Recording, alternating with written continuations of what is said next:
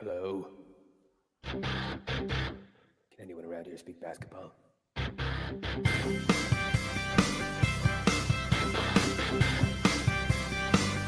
it is.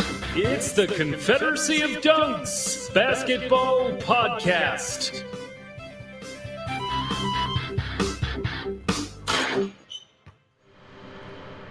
Trust in side. Welcome to the Confederacy of Dunks Basketball Podcast. I am your host, Freddie Rivas. And who, sir, are you? I am the producer. My name is Matt Duncan. Freddie, how are you doing in this October weather? I'm doing great. It's nice and hot. It is hot. Yeah, it's hot here in Ontario, baby. All parts of Ontario. Just kidding. It's a very big province. It's different weather, I'm sure, everywhere. It's good. I'm enjoying myself. I've been mostly in a t-shirt today. Well, yeah, I think I've been rocking. I'm still in shorts too. Pardon me, sir. It's gonna take some time for me to get out of those. Let me say, I'm pretty comfortable in the sweat short now in my pandemic lifestyle. But yeah, things are good. We know this is our last off-season Funhouse episode. We will be starting season 9 next week because the NBA season is starting next Wednesday. So here we go, Fred. Here we go. Thank you, everyone, for the support. If you're just tuning in for the first time, we are a Raptors, hardcore fan podcast, but we're also comedians, and sometimes we have analysts. We know some stuff, but also we're not top of the line. But hey, we're close to top of the line, But yeah, we have a good time, and I'll describe the pod a little bit later, but. Maddie, if people want to help us out, if they want to foster some growth, how are they going to do that?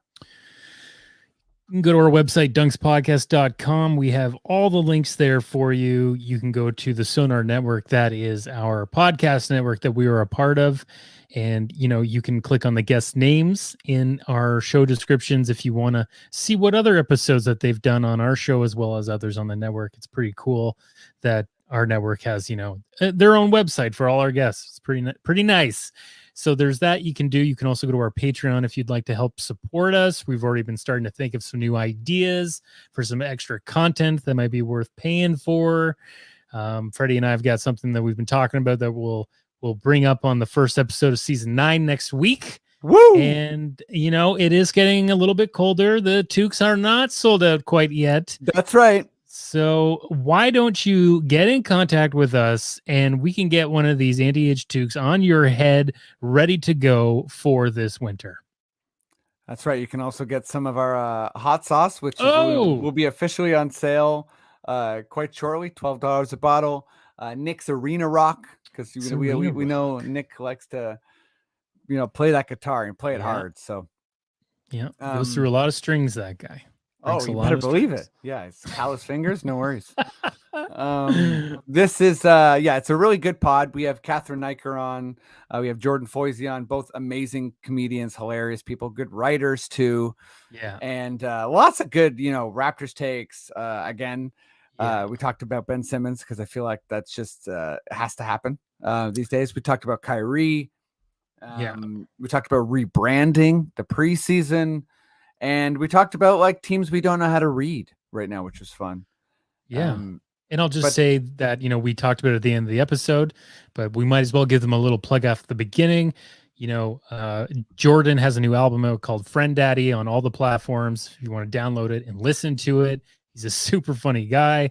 I once saw him, MC a wedding in Sault Ste. Marie, and I was dying. And Cathryn Naiker, of course, on the podcast all the time, doing a live taping of her album coming up, right? Yep. Go to comedybar.ca, book those tickets, get in the audience, give her some laughs.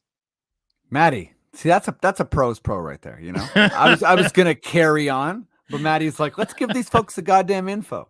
I love you.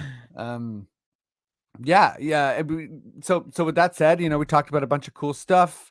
Again, thank you so much, everyone who's supporting the pod. And I think before we get rolling here, I'll just say that Black Lives Matter, defund the police, stop Asian hate, and email your city councilors.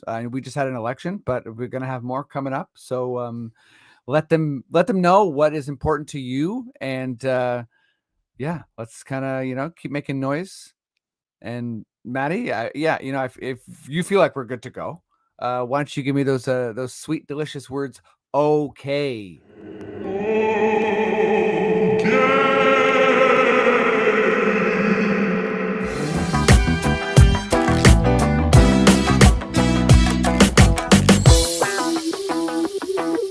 Oh my goodness. Here we go. COD 217 with two of my good friends.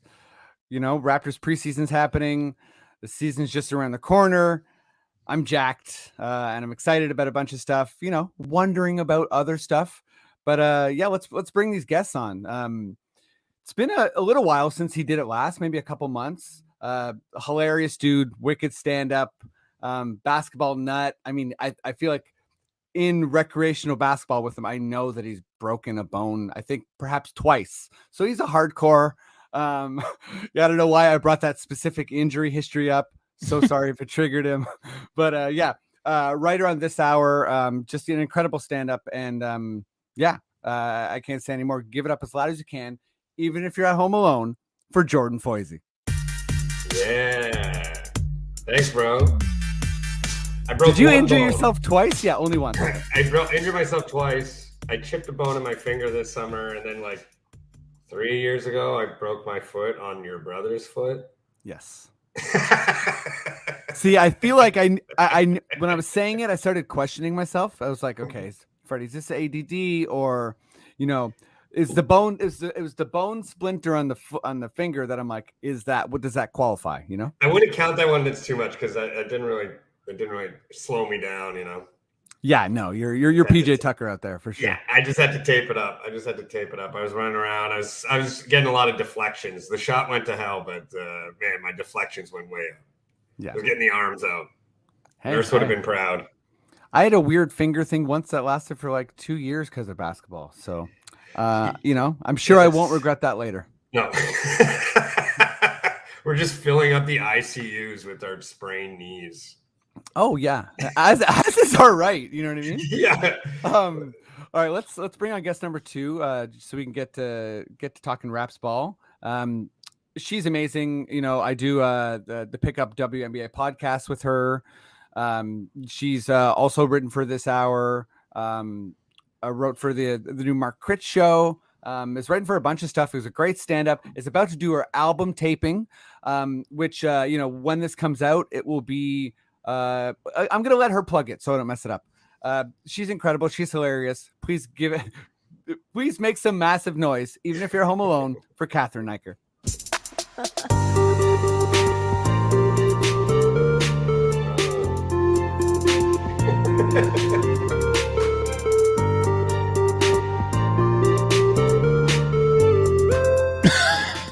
Hello. The thing is you really got to be one of the 5 people who watch this on YouTube to really get the intros fully. Yeah. You know what I mean? Mm-hmm. You really got to soak this in visually. Yes. And that's just a free plug for this show that is also available on YouTube. And if it isn't, then I did that for no reason.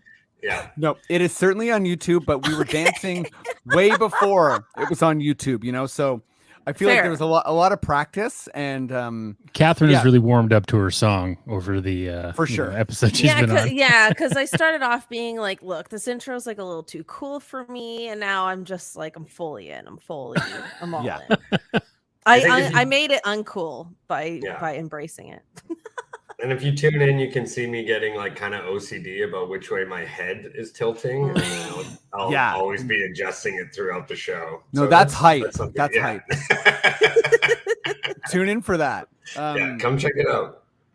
Let's just get going here and talk some Raptors ball. Maddie, good sir, I know you're back there. Would you please, if you don't mind, give me your most delicious sounding Raptors sting. Agent Bobby Webster.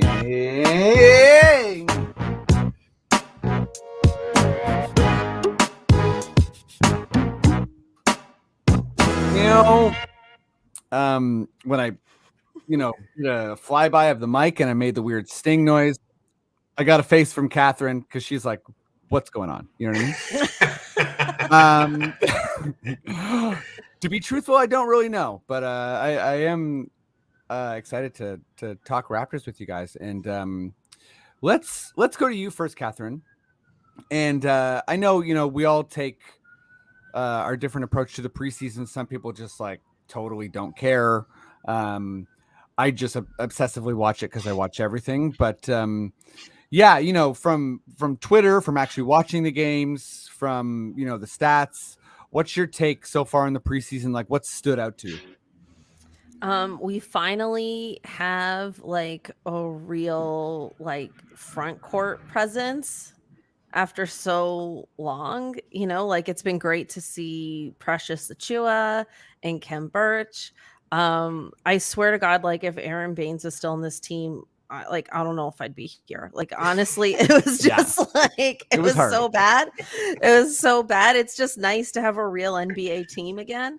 And no, but really, like it's been good to see them. I'm really impressed with Precious, and it's also been really nice to see like OG and Obi have a bigger role. And that's also like partly because of injuries right now and stuff too. But like I'm really excited to see OG kind of take it up a notch this year.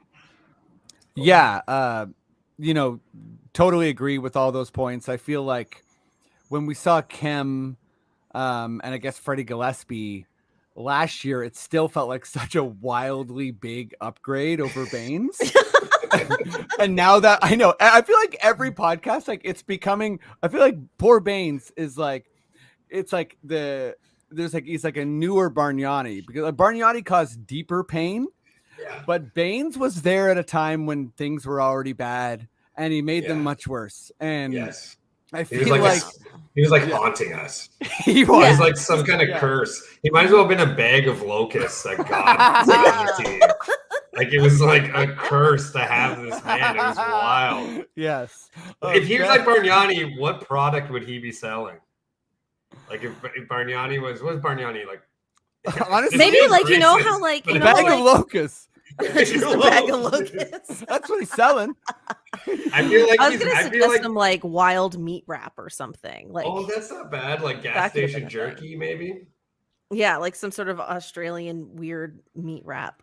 I was gonna say a pressure washer for a deck. No, that's what Baines is slinging. Baines is slinging like Vegemite for hardcore Aussies. Oh, Vegemite. This Vegemite's not even tasty. And everyone else is like, wait, it's already awful. It's like, this is even worse. Yeah, this is and the ad is him popping out of a kangaroo pouch. For sure. Yeah. No, we're going hard. We're really isolating our Australian listeners. And I looked at the geo map, Matt. We got some. Oh, nice. But anyways, honestly, I'm sorry, mate. Okay. He did go through. He was ranked. It's like it's kind of crazy because like Ben Simmons is talking about like how badly he was treated by the Philadelphia fans and he doesn't want to play in front of them anymore. But it's like, good Lord, were we mean to Aaron Baines? Oh, we were horrible. You know what? And Baines also, listen, let's move on from Baines. But I like Baines. He had a good career, and he did a lot of good things, and he wasn't a solution for us. Yeah. But Precious is amazing. Khem, just came back from COVID, but he looked, I thought, okay. But I think we're big. We're a huge team. And I think when we, went up against the Sixers, it was kind of like, whoa, Drummond and whoa, Embiid. But then, you're seeing against Boston and Houston, it's like, oh, Christian Wood, Williams, Horford, they might be, best our bigs in a different way, but they're not going to bully them in any way.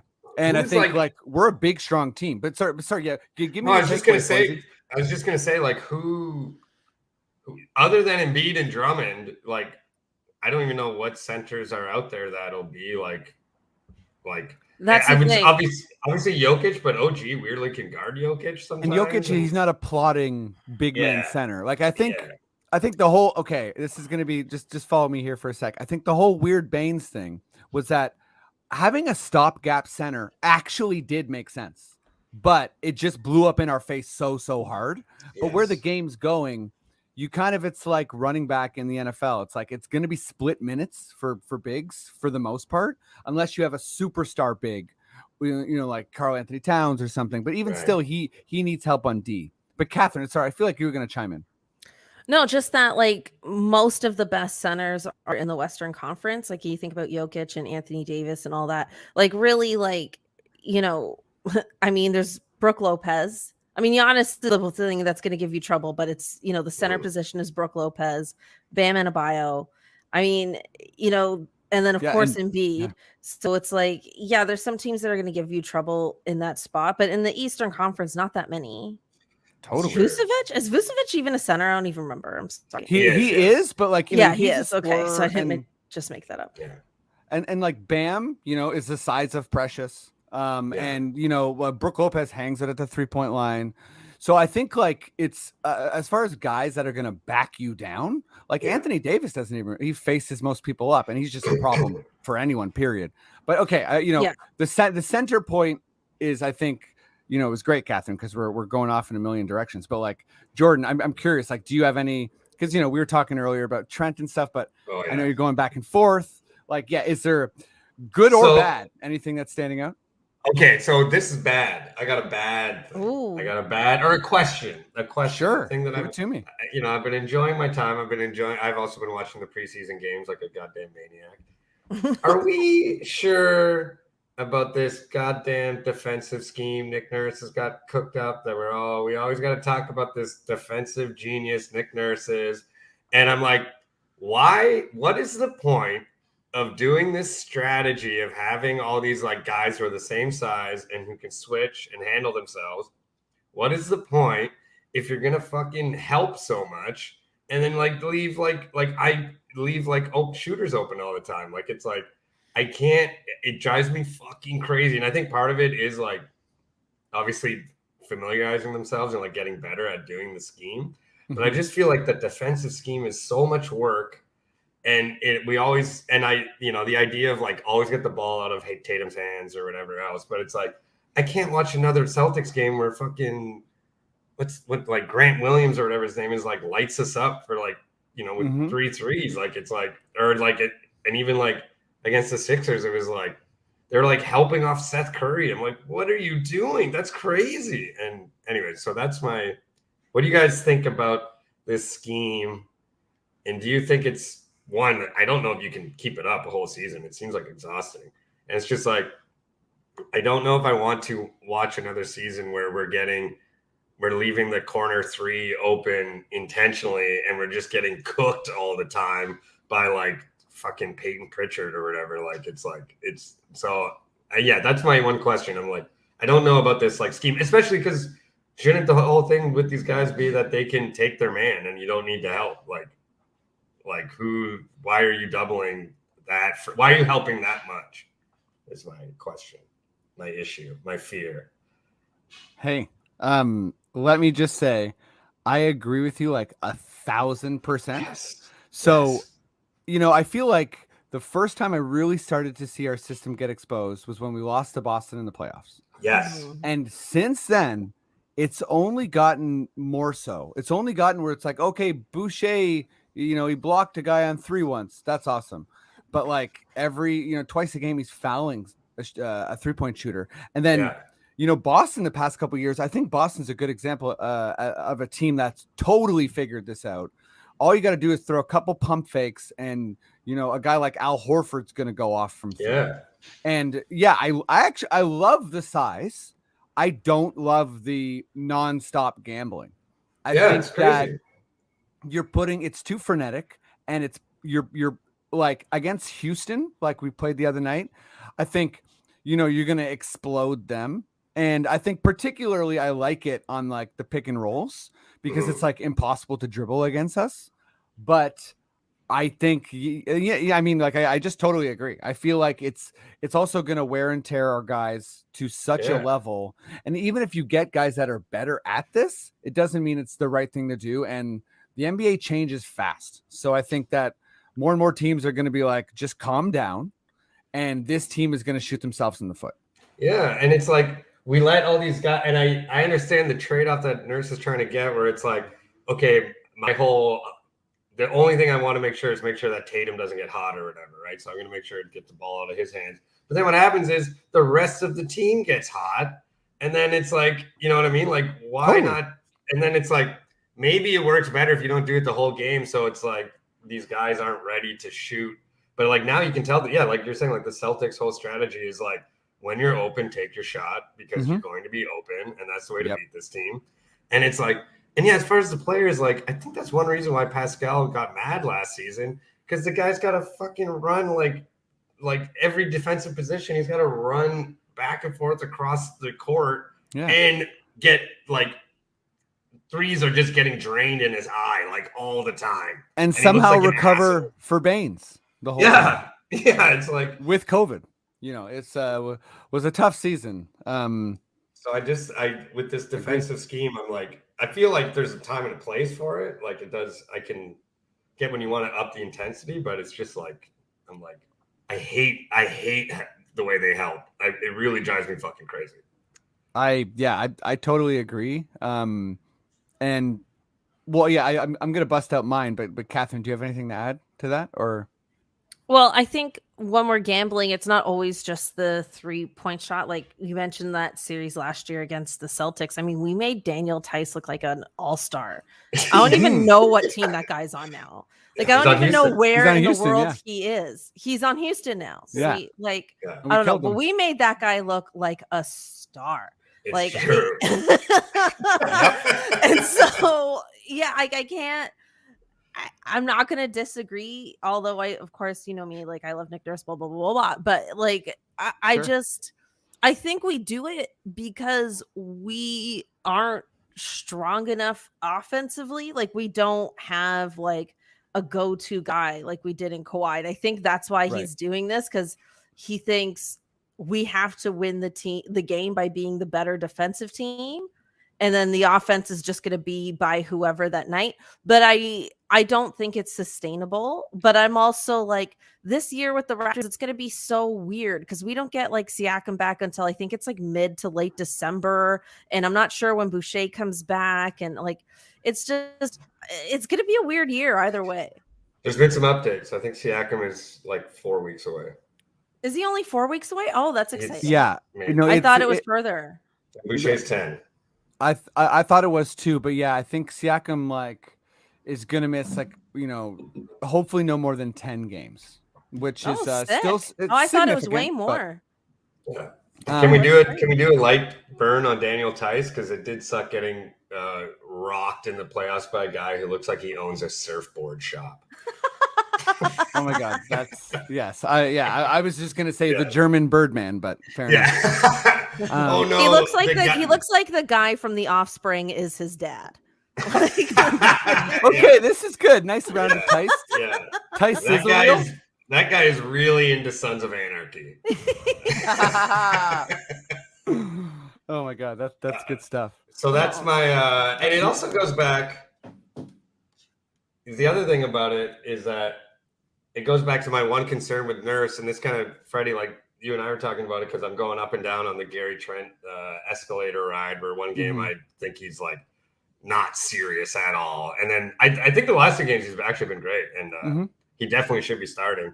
And it's like, it's weird because Nurse is known as experimental, but I think he's so stubborn. And he seems like a guy where it's like he'll make the team play a certain way, or he'll do something. And no matter like it's on the players to fit his schemes, as opposed to like, dude, maybe you can adjust, you know? I mean, you know, I also love Nurse, I should say, but I totally agree. I think that stubbornness showed up. I remember being shocked and frustrated that Boucher, who we now know was completely ready, and Norm didn't factor into that Boston series. Our main advantage, I thought, was that we had more players that were better. And we went with this tight rotation that exhausted everyone in this really small lineup, because like Ibaka was even on the bench at the very end too, and I thought he could have made a difference against Daniel Tice. I mean, and Fred and Kyle, that's hard against Kemba and Brown. Yeah, and you know, I mean, I don't want to go too far in the weeds here, but I am going to be frustrated if Dragic gets a lot of minutes over, guys I want to see develop. Like I'm happy for him to be on the team, but I think that I don't want him to play, much more than Trent or whatever, maybe Svi or friggin' Malachi. Like, I really want Fred to be able to play with 4 like options. Like I don't want him to have to share the court and playmaking decisions with anyone anymore. He did that his whole career. Like, well, it'll be interesting because I feel like Nick Nurse really made a name for himself by being this guy that was known for making adjustments. Right, like he made a name for himself off of that. So if he's become or does become like the opposite of that, I mean, that's going to get exposed by more than just us on this podcast. So we'll see. It'll be interesting. I maybe he's being preseason stubborn because he just wants to see like who can handle it. There's probably people fighting for minutes and rotation spots and all that, but I don't know. It'll be interesting. Yeah. So okay, let's bring Maddie in here and move on. We hit a lot of good things there. I kind of want to just go in like a short, funny, silly direction. And I do think. Oh wait, let me just say though that, and this is a good segue. I think what stood out to me the most is how awesome Scotty Barnes is. He's like already like has a feel for the game that like. By comparison, like none of our featured players right now had when they came into the NBA. Did you hear what blowing OG, Pascal, and Fred out of the water? Like passing that looks like pretty elite. Yeah. Did you hear what Jack said on the broadcast last night? And I thought he was like, Scotty already moves at his own pace. He doesn't let people speed him up. And I was like, that's so true. He just like gets the ball in his spot and he's like, he takes his time. He thinks about it. Even though his handle's like not good right now, but it's like that aspect, the fact that he doesn't panic almost makes up for it. Yeah. He looks pretty special. So, okay. Yeah. I wanted to use that to say he's such a big personality. He's fun. And, we have Precious and I feel like Delano Banton's already emerging as like a dude and like Svi is kind of like his own energy. I feel like this team is going to be like packed to the brim with just like big, fun personalities. So I want each of you to pick someone who needs like, not a full bashing, but like a little bit of a rebrand. And what is that rebrand? So, let's start with you, Jordan. Let's So which players maybe could be a bit more lovable? And here's what I got. Here's what I got for this. I think I'm going with Kem Birch. Because I really like Kem Birch, and great choice. And I think he's kind of getting lost in in all these big personalities right now. And I think what we need to do with Kem is really lean into the fact that he is like the least like bubbly one. Like he's like. So I think the rebranding thing we need with Kem Birch is he needs to be like the new dad, like of the team.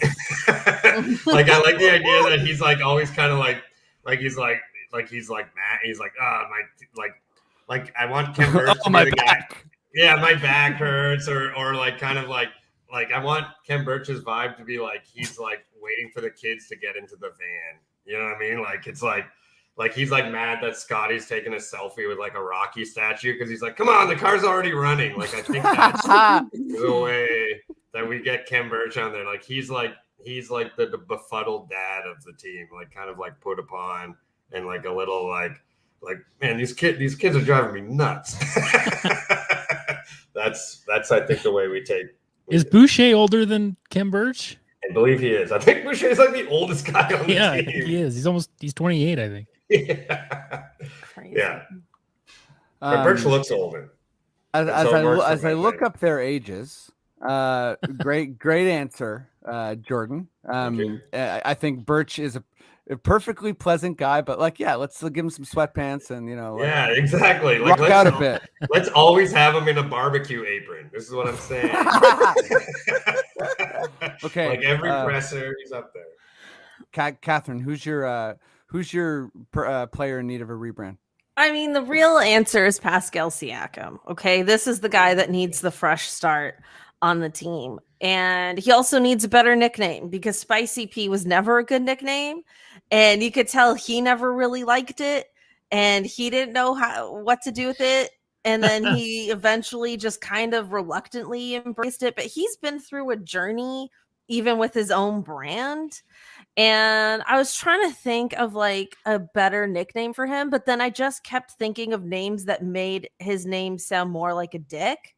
So like, I couldn't get my brain out of the gutter fully. And then I thought it'd be fun if I was on here and I was like subversive and just started saying weird things. But people know that's not me.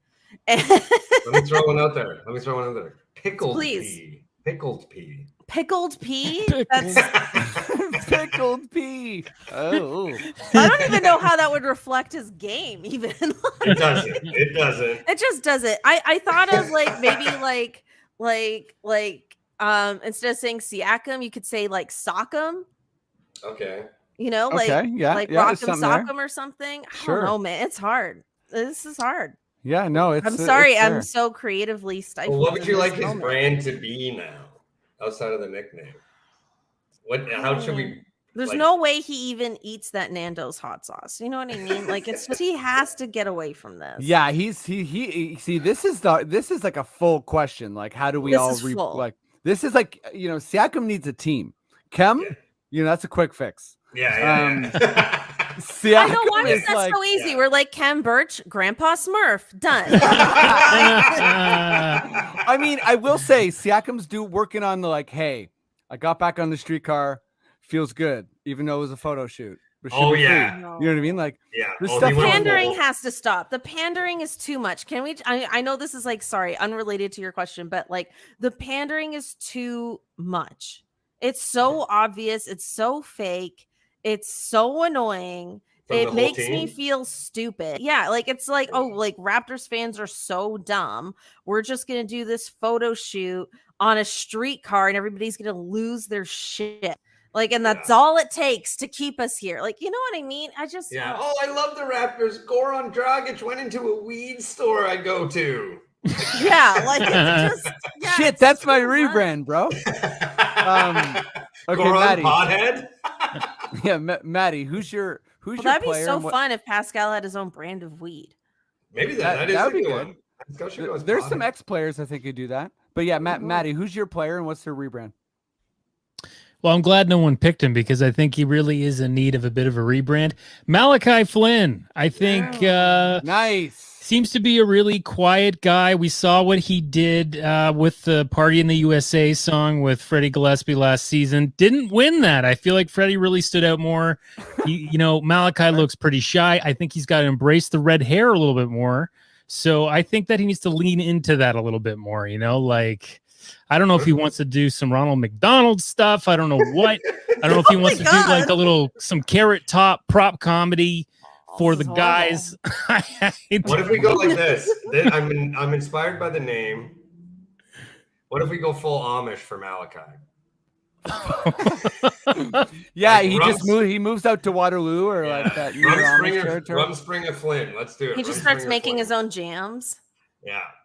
No power. Yeah. He's like, me and all my family can build you a barn. 4 hours. Yeah. He shows up at every game in that outfit. Yeah, it's like, is Flynn a Scientologist or no? He's Amish now. Like, are they different? No, not really. Yeah. I don't know. He won't read a stat sheet. It's too much technology. I think Pascal needs to go badass. I think that's Pascal's like vengeance tour. I think Pascal's he's got to be like, fuck all of you. I'm jamming this like game down your throat this season. I think that's his. Like a leather jacket. Yes, like the Drive jacket. Yeah, like from the movie Drive. Pascal should start wearing that. I like it. Wait, so Maddie, was that, do we have you covered? I just want to make sure. Pretty much covered. I just, I feel for the guy. I did say early last year that he's going to adapt into a 20-point player. I stand by that. He just look at a couple of threes he landed in that Houston game at the end there. I mean, he earned those threes and he showed a lot of control to get in position to do it himself. So it's cool to see. I'm a team Malachi for sure, but yeah, it's tough when you've got Scotty Barnes coming in and his personality is just so infectious. You know, now that he's a sophomore, I think that it'll be interesting to see how he reacts and if it'll affect his game time at all. Okay, here's mine. You ready? Freddie V. So Fred VanVleet, everybody loves him. He's already amazing. But he's like I feel like he's really getting weighed down by like, oh, okay, Pascal's jovial, so like I have to be like the mean dad leader. Yeah. So I want him to just be like, fine, if I have to do that, then I'm gonna basically do more Trae Young things and draw like insanely annoying fouls. And I'm just gonna be like a guy that people hate league-wide. Like I'm fully because like in those Atlanta games when we he almost has this honorable way of playing, but you can tell he has the skill to be less honorable. And I just want him to be like, all right, I'm doing it. I'm doing what Chris Paul does. I'm doing what Trae Young does. I'm doing what Harden does. I'm now the leader of this team, and I'm going to pump fake people and like get under them from three. I'm so gonna, like fill in. You want him to go like just full pest, like full like like maybe not taking charges like Lowry, but fully like twist a guy's jersey and then like when the ref looks like fall back and like. Well, he got teed up last night. He did, ref, and I was very interested in that because you could see that Fred like, or at least this is what I assumed is him being like, I have to be like Lowry now. Like I have to be the annoying guy, the guy who's like always giving shit to the refs and like always like being annoying about like calls and stuff like that. He does, you need that guy. So I say just, put that leather jacket on and I can go for it. They can use the Jays jacket. Yeah. Just take the Jays jacket from that season and be like, guess what? This was a fun thing. It ain't anymore. You know what I mean? This is for the assholes. Okay, let's move on and talk some NBA. But before we do that, let's take a quick break for our potential sponsors. Oh my God. And we're back. Maddie, I know you're there. Please give me your most delicious sounding Adam Silver, whatever you got. Foghorn, Leghorn, Sting. This is Adam Silver.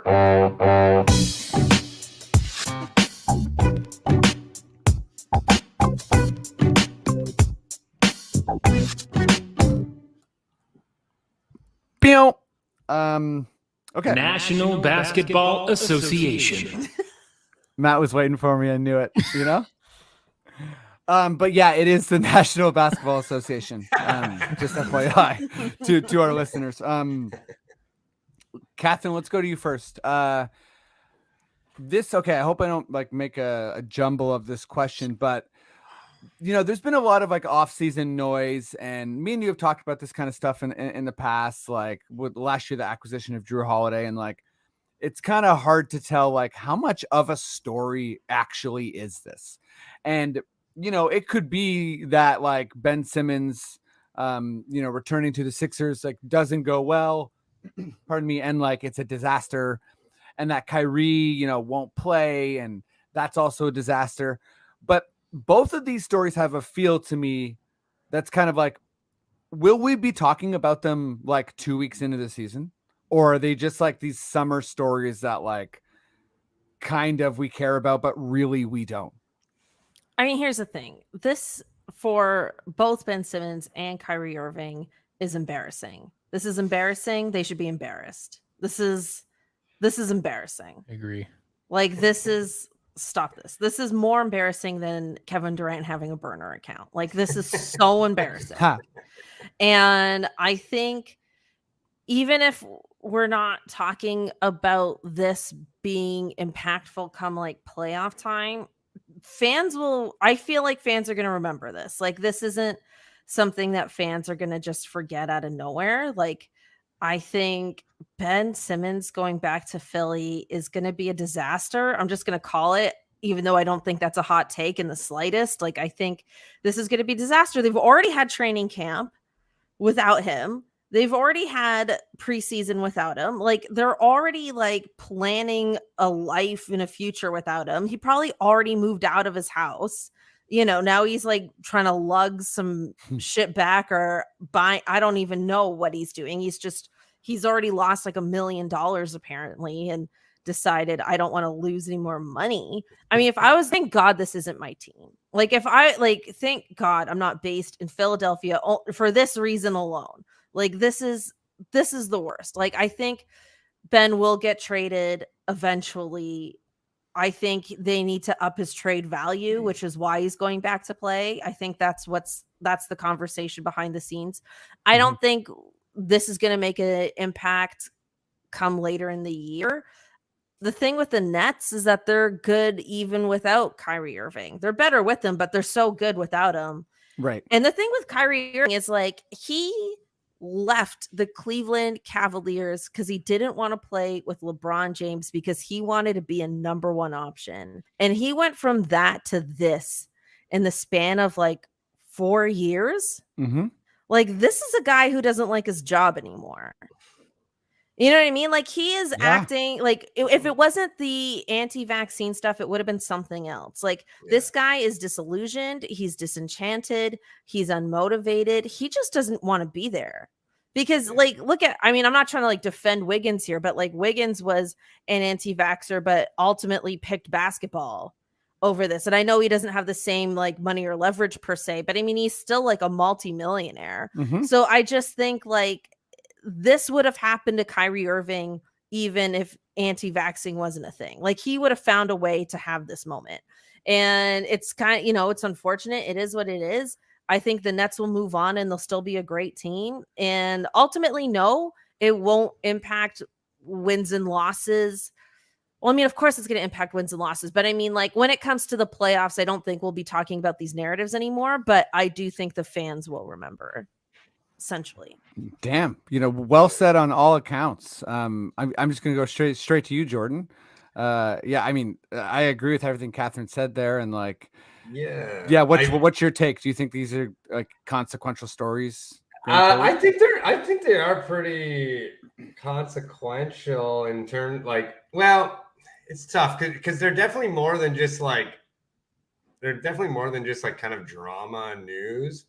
I do think Simmons, in terms of the actual game that's going, in terms of the team, is a much bigger story than Kyrie. Because like Harden and Durant, that's like insane.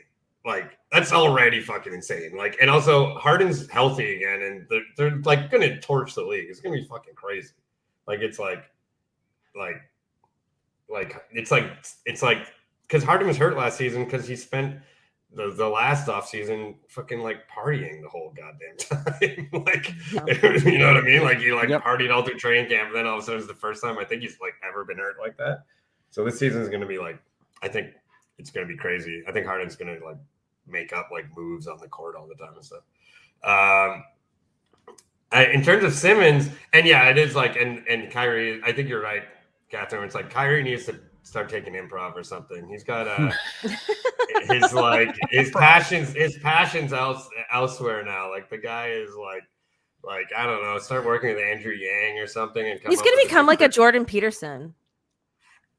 But Kyrie's interesting because he does like it. We've probably met so many people like Kyrie because like the way the pandemic kind of demented some hippie brains. You know, like some hippies can't handle it. That's what like Kyrie is to me. You know what I mean? Like he's a hippie. Kyrie's a hippie, and he can't handle like. And so I literally just finished working with a hippie that the pandemic like broke her brain because it was like that's what happens because they're so used to being like, no, I'm on my own journey to truth, and it's like, well, some things you just have to accept as a reality we all share.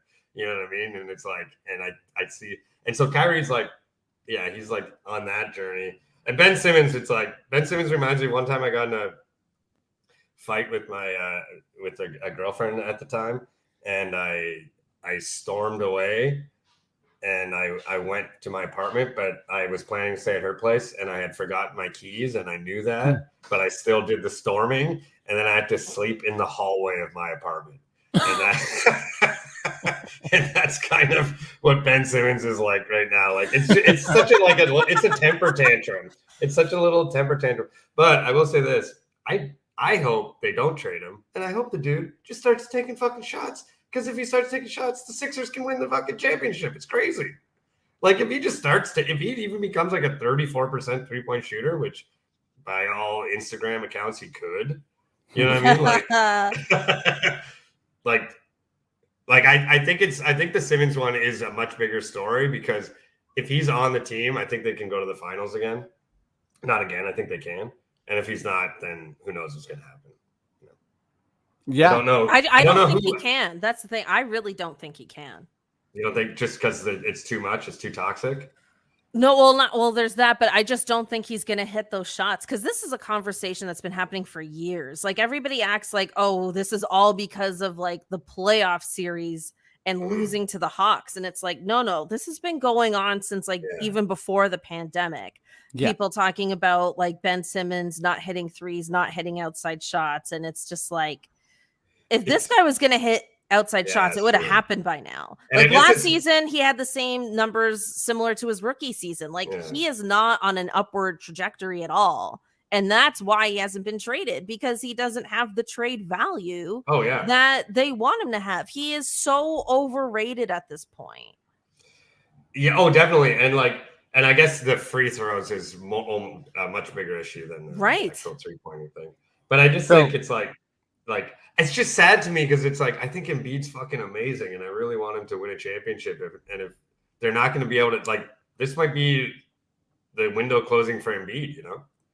Because it's like, how are they going to get another superstar there? They can't. Yeah, I mean, so, okay, I just want to throw a couple things here. One, this is from way earlier in the pod, but I said I was going to do it. Chris Boucher is 28, and Kem is 29. So Chris Boucher is younger than Kem. Okay, so throwing that out there. The dad narrative works. Ben Simmons statistically did have a worse year than the year before. So he's actually like on the slight decline. So you're totally right, Cathryn.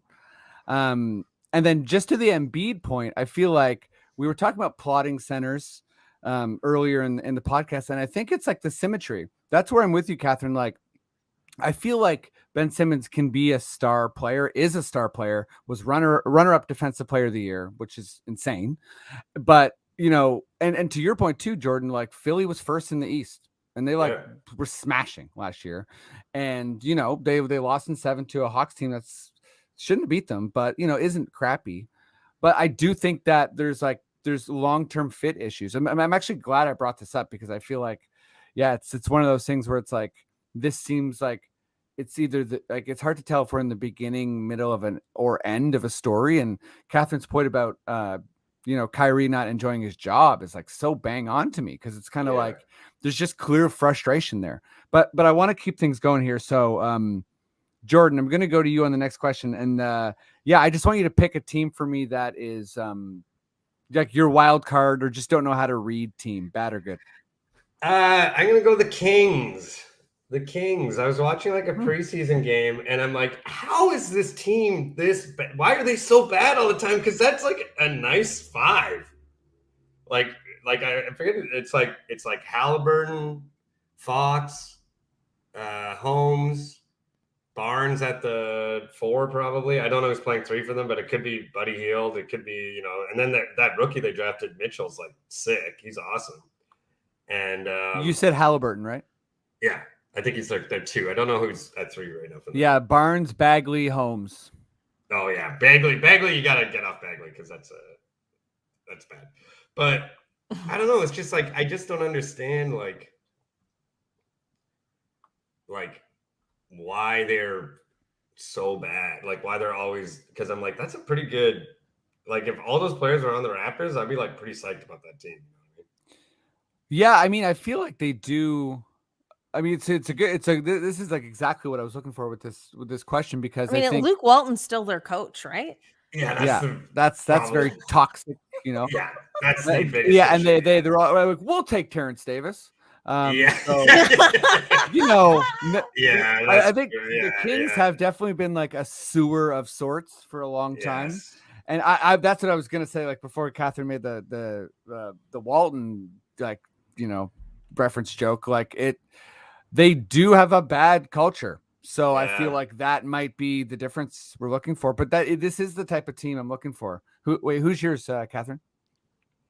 Well, I have two. I'm sorry. I hope that's okay. But real quick, I think a wild card team. The Dallas Mavericks are a real wild card for me. I mean, we all know Luke is going to be great, but I mean, I'm not a believer in Jason Kidd. I'm just going to say that right now.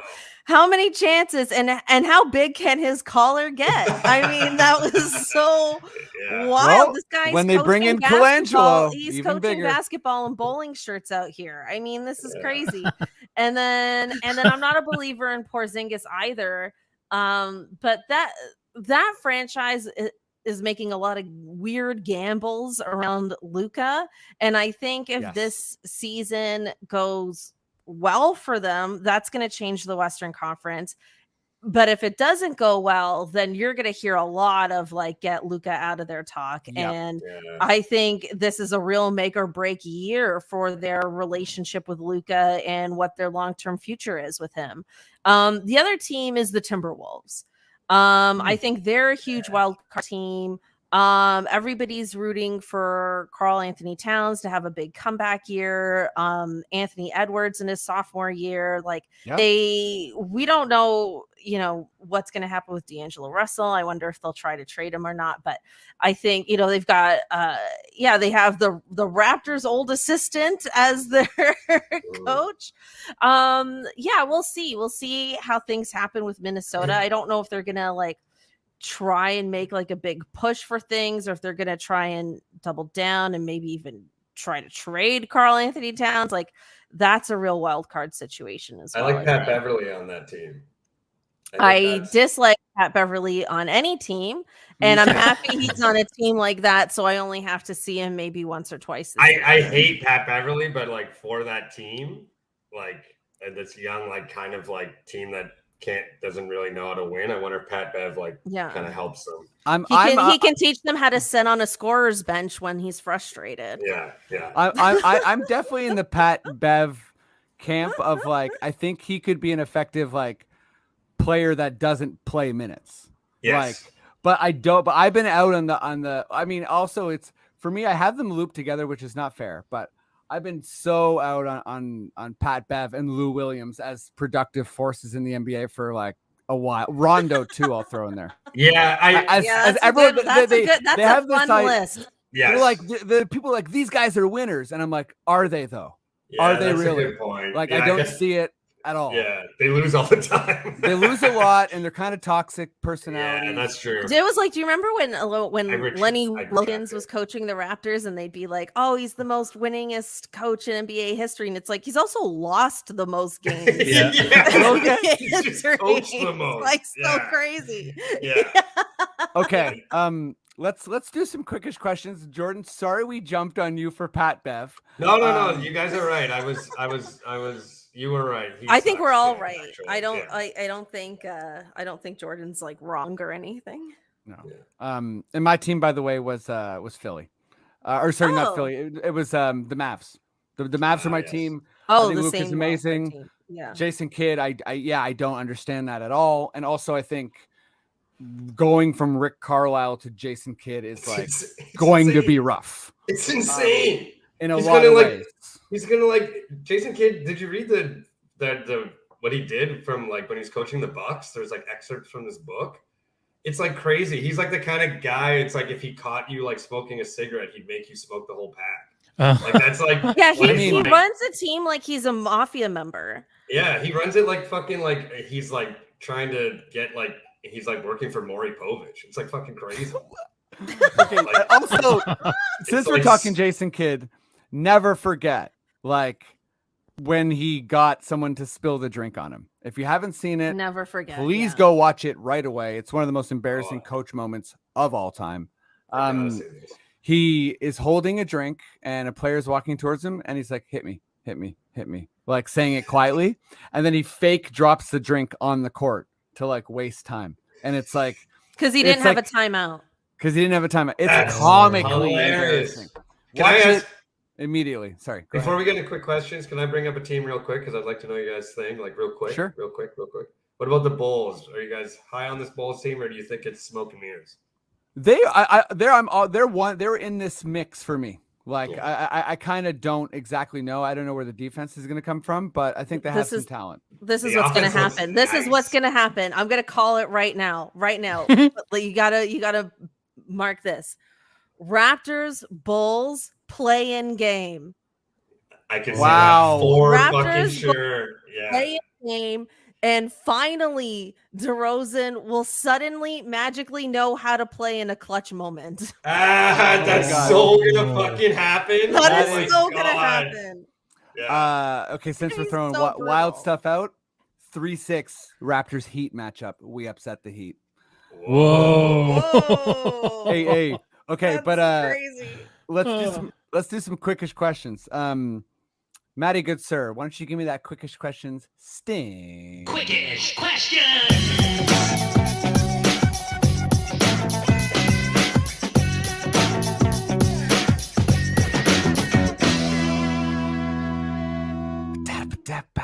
Okay, quickish questions.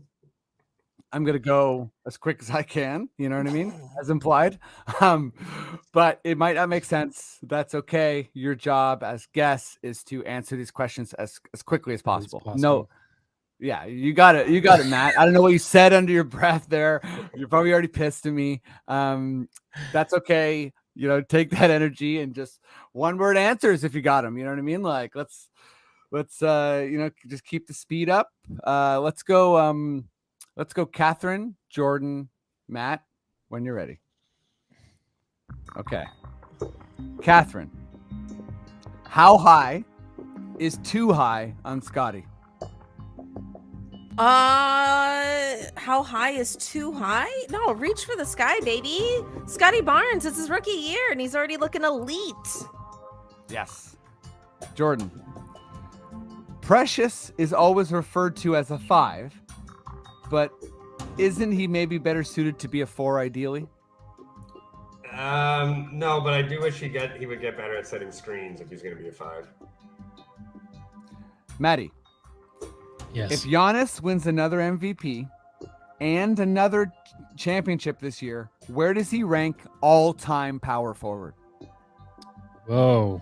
I think he'd definitely be solidified in the top 5 for sure. Yeah. Okay, I like it. Cathryn, maybe an off-season question, but who out of Precious's siblings has the best name? I don't know his siblings' names. We'll get back to that, and I'm gonna look it up.